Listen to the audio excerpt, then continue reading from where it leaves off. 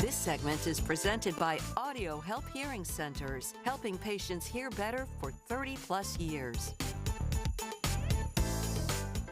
Our ears need to be taken care of, just like our eyes and our teeth. That's right. If you experience hearing loss, it can affect your relationships, your self-confidence, and even your physical health.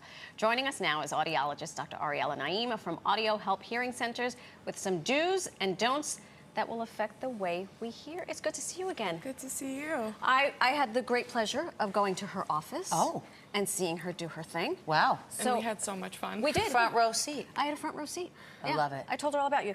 So, brass tacks. Our hearing is really connected to our well-being.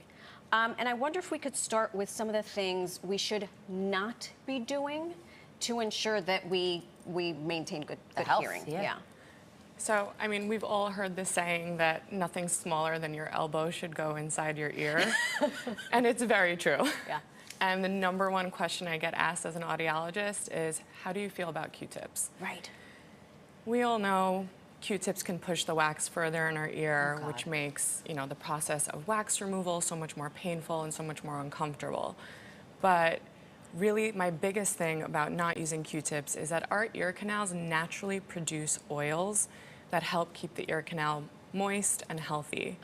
So if we take a Q-tip and we're stripping those oils in the canal, we can get dry, itchy ears. Okay. Oh my I have a quick question here. Yeah. Because it feels so good. You know to what? just I would apologize to our viewers, but I know, the real me just puts it out there. They know it, and I'm sure they all have the same question. Now, what do you do if you feel like it's a little greasy in there, extra, and it's itchy and it's bothering you? That's when I put the Q-tip in there. I'm so that's a good question. I personally, when I get out of the shower, just take a tissue, just dry out the water right at the opening of the canal. That's it. But really, with Q-tips, you don't know how far you're going, so you run the risk of perforating your eardrum, and that's really painful. Yeah. That you should not be cleaning your ears every day with a Q-tip. Definitely or at not. all, I guess. Yeah. The key is not at all, or the goal is not at all, but I would say if you have to do it, Come see Dr. Naim, she'll help you out. That's right. Okay, so the second don't you say is to stay away from ear candling. It looks pretty cool, right? Yeah, I've seen the pictures. I'm a little bit scared of that. I've seen it on, So ear candling actually is not a safe and proven method to remove the wax. The candle itself has a waxy film on the inside. So as the candle is melting, when they unroll it, you see all that residue that looks very similar to wax. But it's not. But it's not.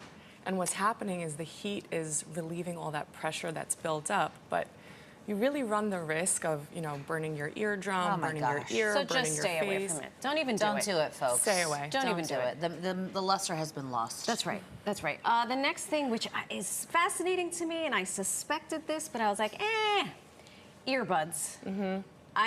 My hearing is shot, right? Don't stay away. I should do headphones. You should make an appointment. I will make an appointment. I'm already in my head trying to think about my schedule and when I can come see you. I mean, we have these things shoved in our ear. What is happening with earbuds? So I have no issue with earbuds or headphones. It's really about the volume or the level of the volume that we're listening to what we're listening to. My rule of thumb is 60% of the volume bar or less, you're safe. Okay. There's the difference between in the ear versus over the ear. Okay. So you should be able to hear someone. If I'm jamming, I should be able to hear someone say, "Hey, Marty." And if I can't, that's a great way of putting it. It's too loud. Safety also, walking around the city. Yes. Be aware of your surroundings. Yeah, absolutely. Absolutely. Now, I feel like I need to pay more attention to that 60 or less mark because my AirPods have started doing this thing where they tell me it's too loud and I should turn it down. But what if 60%? If I'm feeling like that, I still can't hear. Is that a problem? Do I need to see a doctor? I feel like I need to get my hearing checked. I'm really scared, guys. See a doctor. Okay. Okay. Now it's time for some do's. Okay. This is okay. Why is having an earplug important? So, we live in New York City. It's very loud. It's not a quiet place. It's not and that's why we love it. A city that never sleeps. Sirens, subways, and by no means am I saying to walk around with earplugs. Please do not do that. But the key is that when you are in those noisy situations where the noise levels can be damaging to your hearing, you want to protect your hearing. Right. And the way we could do that is, the foam earplugs that you could buy from the pharmacies. Right. What about noise canceling? Noise canceling works a little bit differently. Okay.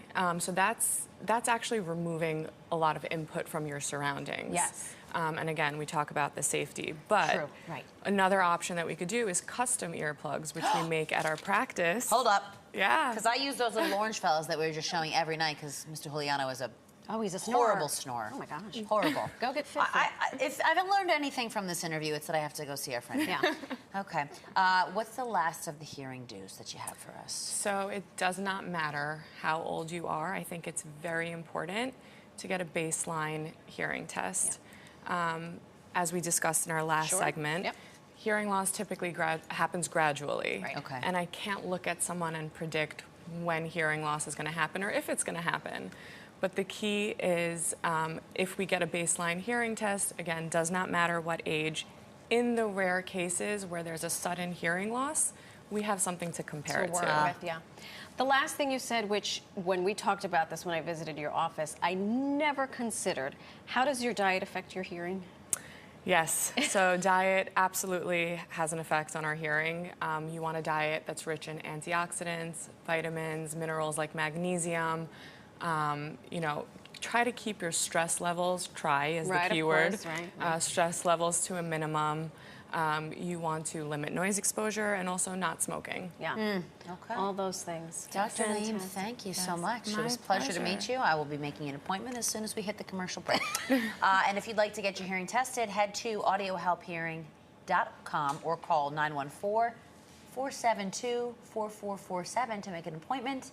Audio Help Hearing has 5 centers, including locations in New York, Westchester, and Fairfield County. No excuses for anyone. Thank you so much. Thank you.